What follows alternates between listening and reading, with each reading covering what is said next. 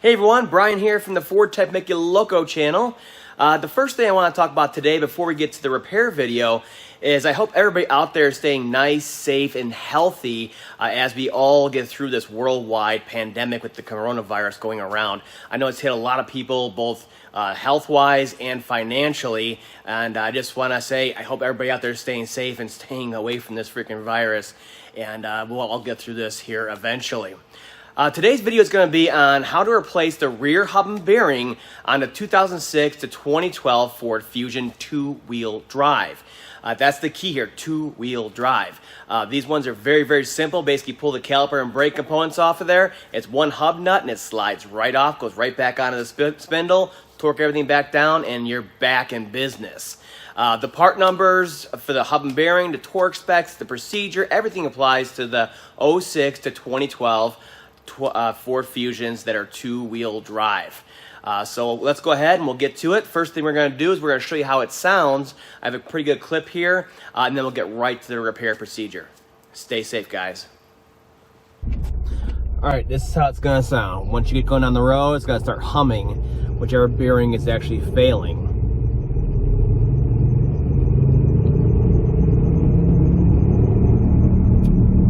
Right there.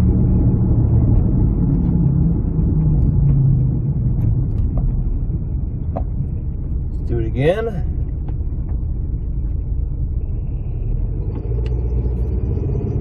Get up to speed here.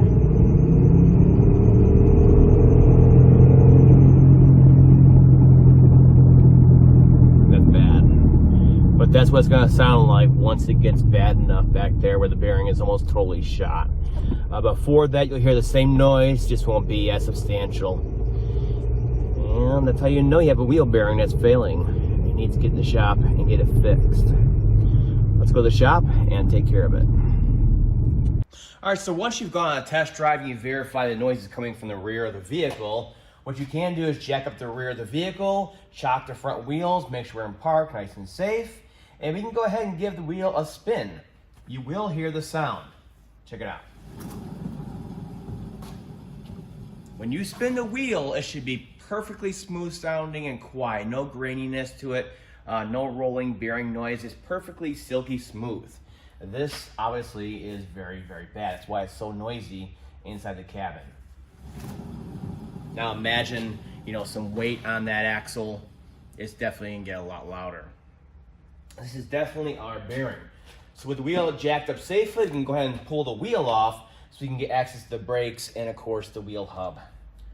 These are 19 mil.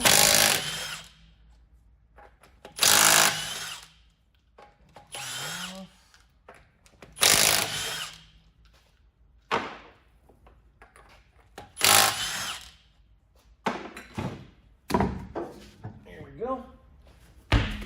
Whoa. All right, now with the wheel off and out of the way, we're jacked up nice and safe. We simply need to remove the brake components next. So we're going to take the caliper and the bracket off together as an assembly. We're going to take off the rotor, and then we're also going to pop the cap on this center cap, pull the axle nut off, and the hub and bearing just slides right off of that. It's a very simple job, but torque specs are critical. So what I'll do now is I'll bring you in close so we can show you exactly what's going on and what to take off to get this job done. All right, let's go deep inside the wheel well so I can show you exactly what to take off. It's a little hard to film and work inside the wheel well here. So the first thing we're going to take off is the brake caliper and bracket together as an assembly. You do that by removing this 13 millimeter bolt right here, and then there's one down here. You can see it right there, and you can see it's hard to get to, so they put a little access hole in the lower control arm, the lower trailing arm. So you take those two 13 millimeter bolts out, and you simply pick up on the caliper and bracket and lift it off to the side. You don't need to hang it because you have the parking brake cable holding it up, and it'll be just fine while we're swapping this out. Next, we're gonna go after the rotor itself. You may or may not have these retaining screws. If you do, they're a T40. So you wanna take that one and that one out, and then we can go ahead and tap on it and we can get it off of there. After that, we're gonna go after this retaining cap right here. It's grease cap. We're just gonna kind of get in there and wedge it off of there. And then inside, there's an axle nut that is 35 millimeter. We're gonna go ahead and take that off After that, the bearing's gonna slide right off. So I'm pull you back and let you see it all happen. Here we go. So the first thing we're gonna do is use that 13 mil and a nice long ratchet. Get in here and loosen those bolts on the brake caliper. Once they're loose, you can kind of spin them out by hand, or I'm gonna use my Milwaukee ratchet, make things a little faster. It's good to go back through here with your extension in 13 mil to get to that lower one. Gives you a little more room to work. Brake torque on it, okay. And like I said, we're just gonna zing them off like Milwaukee.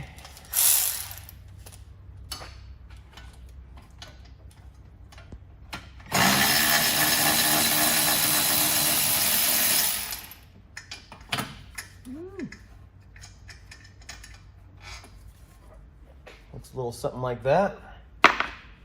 Go ahead and get the top one off.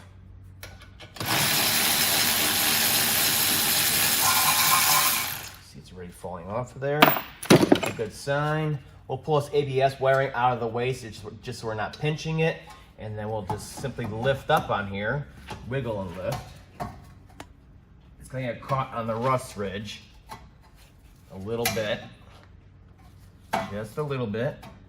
If you're having trouble, what you can do is get between here and kind of wedge it up evenly.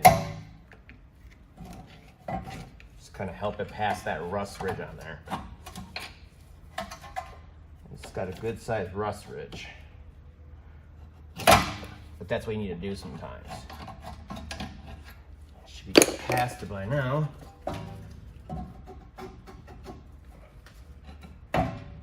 It's a lot of wiggling back and forth. Oh, just like that. And then you can simply kind of hang it out of the way like that, and the parking brake cable will hold it up for you, so we're not stressing the brake line. Let's go after the T40s on here. I like to use an impact like this. Get it fully in there, put your weight into it, and then kind of impact it out. It's the best way to do it.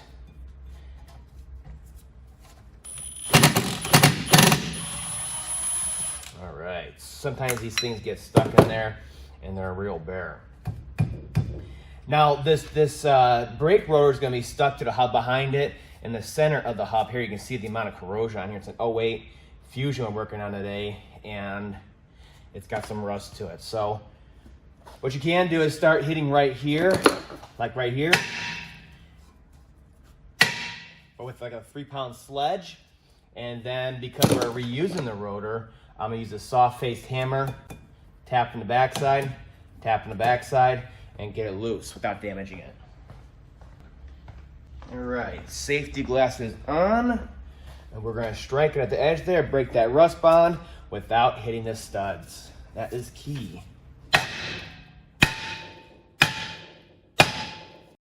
That was enough. These are pretty small rotors. So you see how I break the rust bond on there, and we're not damaging the face or, of course, the studs. These will come off real nice and easy because there's no brake components on the inside. All right.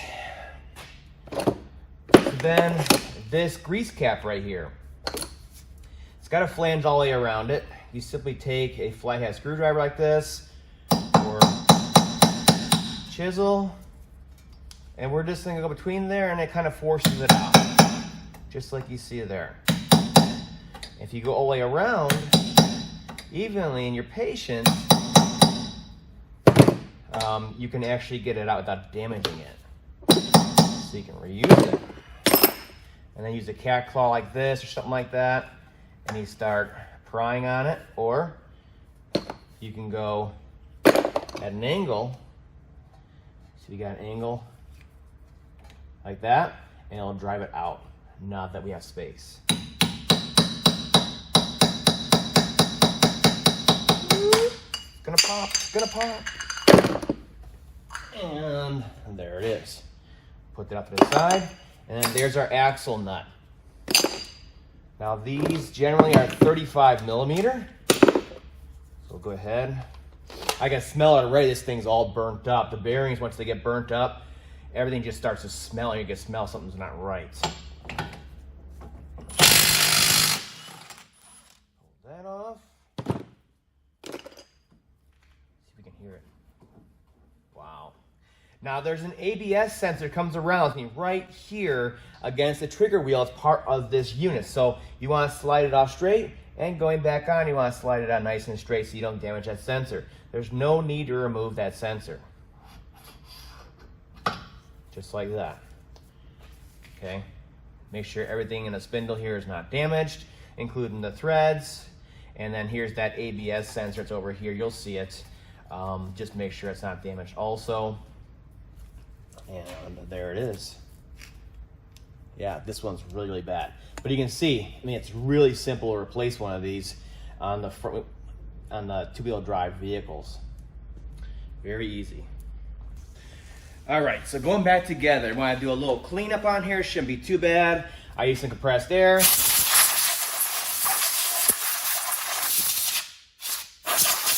Getting shavings off the ABS sensor over here. And then I'll use a rag and some brake clean just to clean the area up a little bit where the new bearing's going to ride on here, okay? Now, the bearings that I recommend are Ford. I mean, Ford bearings generally last the longest, the way they're designed.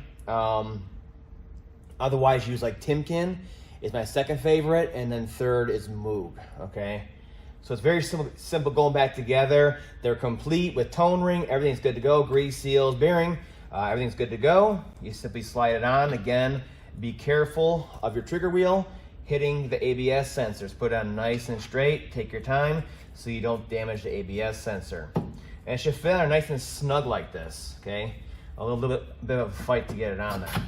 Just like that. Shouldn't be loose and flopping around. And then we'll get it back on there.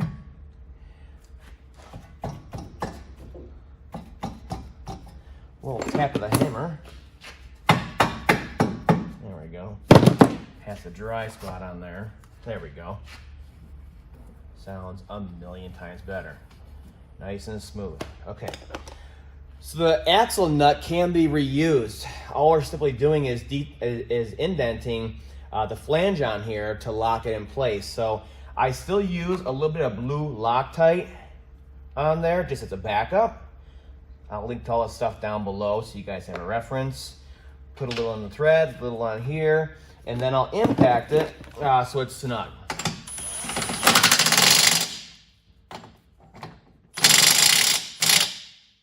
Just like that, okay? Feels good, it's snug. And now we need to torque it down to 189 foot-pounds. All right, here we go. Let's see how close I was.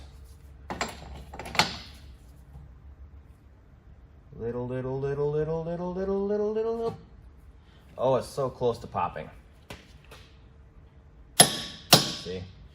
And that's 189 foot-pounds. Give it a little spin.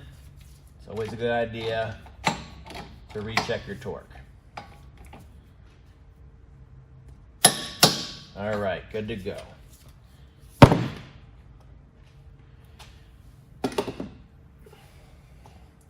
Now the one critical step is you'll see this flange on here and an indent right here.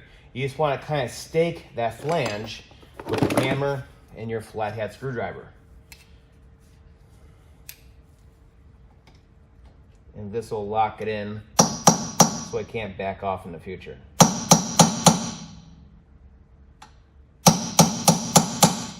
Get it started. And then just like that. Just so it dimples down enough into the channel here and locks in that key. Okay, everything feels solid and smooth.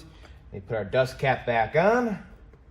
The key to these is to put them on evenly. So over here is a little further in, so I'm gonna tap on this side. Now we're even. And now we're gonna go all over the place until it seats. And that's all there is to that. So the next thing we're going to do is put that rotor back on. The The one thing you need to remember if you're using those retainer screws is you want to line up the holes in the rotor with these two parts right here. Now you'll notice in the back side of the rotor that the mating flange to the hub is going to be full of rust a lot of times. You want to get that rust off there, clean it up, so we're not stacking up rust on there and causing a wobble. So what I'll do is I'll use a die grinder like this and a cookie on there, and we'll go ahead and clean it up a bit.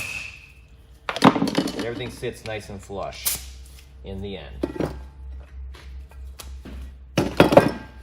All right. After that, I'll clean it up with some brake clean on the back side here. And the hub flange, if you get a good bearing, is already going to have grease on there for anti-corrosion, so you don't need to put any more on. There we go. Looks much better. Okay. So we'll line up our two locators on there for the retainers. Yep, that's good to go. And then we'll go ahead and just snug them back up.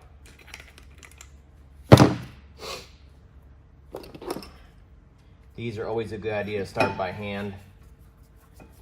Can be a little weird getting through there. Oh, where's the other one? Where's the other one? There it is. Parts all over the place. And I'll just snug them up. You just simply need to snug these up. It just simply holds the rotor in place. Makes it easier to assemble. If you put any handprints on the rotor, you want to go ahead and clean that grease off of there best you can. Something like that. And then we're going to take our caliper and bracket, and then we're going to have to fight it back onto here. Get it past that rust ridge once again.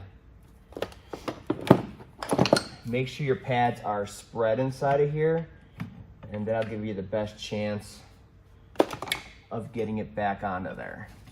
And once you get one corner like that one right there on, you can kind of work it down at that point. Gotta make sure the other side is spread on here. Yep, that's definitely not spread. So we'll do that. And generally, once you get it on the one side, it's okay. Gotta get it past the rust ridge. This one's being extra tight. We knew that coming off though, how tight it was on here. And it's all because of the rust ridge.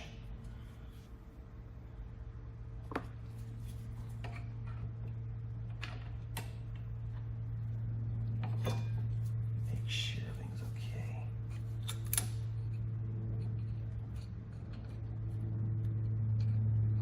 This one's coming out a little bit, the other one's being kind of a pain. Just gotta baby it on there.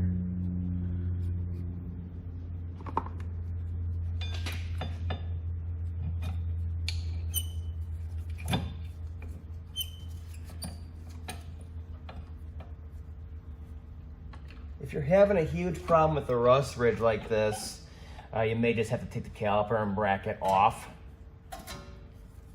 Take them off separately and then rebuild them. All right, so if you do experience this same exact concern where the pads cannot get past this rust ridge on here, you simply just need to unbolt the caliper from the bracket and put them on separately. So these are 14 mil bolts.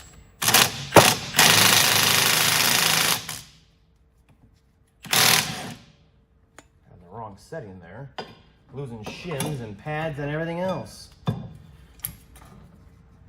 Now once you do get it separated, you want to bolt up your caliper bracket first and then bolt on the caliper itself last. So make sure all your clips are back into here. See, this one's falling out over here. It's all messed up, kind of falling out. They probably didn't change the hardware last time they were in here. Doing brakes. It should never be this loose on here. Get all those back in the proper spot. And then we'll simply take those bolts from earlier, those 13 mil bolts, put a little blue Loctite on them, on the threads down here, and we'll get them started. Get this bracket back on here. It's gonna be a little tight.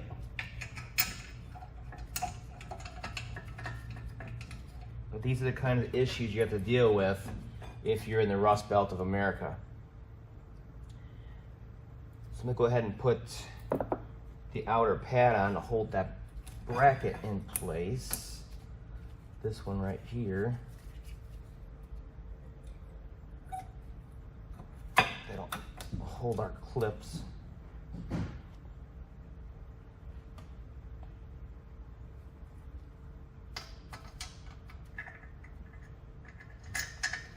Get our bolts in for our caliper brackets. Tighten them up.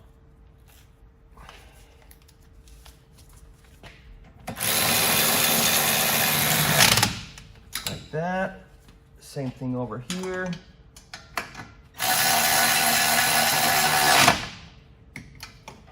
And then we'll torque the caliper bracket bolts to 55 foot-pounds.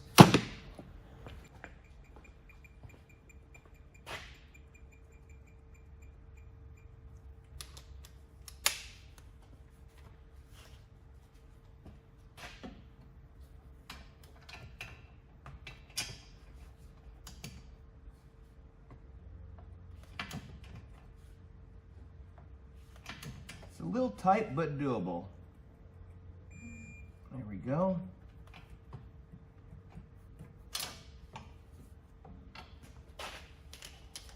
There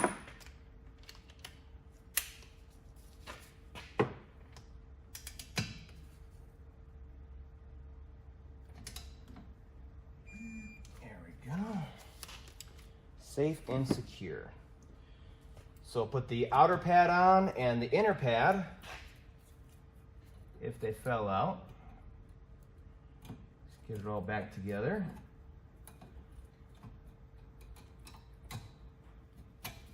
Should slide right in just like that, no problems.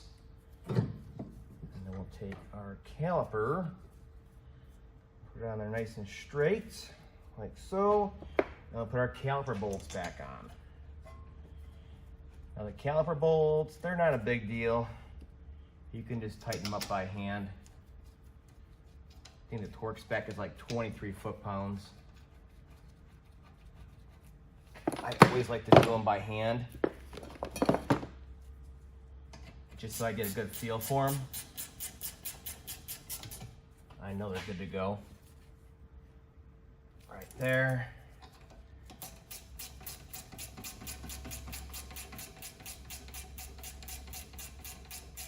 Yeah, fight with the caliper and getting it out of the way and the brackets and everything else. That's the hardest part of the job, as you just saw. So don't be scared to do this job. It's best to have torque wrenches. You can rent them from your auto parts store, but don't get the auto parts store hub and bearing. You're gonna regret it, okay? ABS wiring, you popped out from this bracket earlier. Make sure it goes back in so it doesn't catch in any road debris. It's good. Make sure it's in there properly. It's going a little funky. There we go. All right, so the hub and bearing is torqued down. We have our 2 screws back in here, desk cap back on. Caliper brackets torqued down to 55 foot-pounds. And then we have our caliper back on with the pads, and both of these bolts are tightened on here. The final test you want to do is a spin test. Make sure you're not catching on any of these anti-rattle clips in here and causing a noise. You don't want to come back and pull everything apart again. So listen to this. Hear that? That's perfectly fine. That is the rotor touching the face of the pads. That's how they all sound. That's what you want to hear, okay? Should be no screeching noises at all. So we're good to go. Everything back together. Get my lights out of here. And that's it. Go ahead and get our wheel. Put it back on. I do not recommend anti-seize on wheel studs ever. I don't care if you're in the saltiest state there is out there, highest corrosion state out there, it's not needed. Both the lug nut on the inside and the stud is galvanized, and it does last. I've worked on Fords for 15 years or so, almost 20 years now actually, in the Salt Belt of America, and these coatings do work. So there's no need to put anything else on there. With anti-seize, you're just asking for the wheel to fall off. I've seen it too many times. So we'll snug them up a little bit.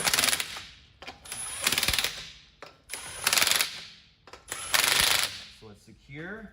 And then we can drop the vehicle back down off our jack stands, and we can torque the wheel lug nuts to 100 foot-pounds. Go for a test drive, make sure the noise is gone. Make sure you do some good cornering, so you kind of load up the bearing and make sure there's no noise.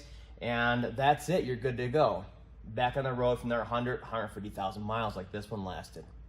That's all for now. I'll see you guys next time.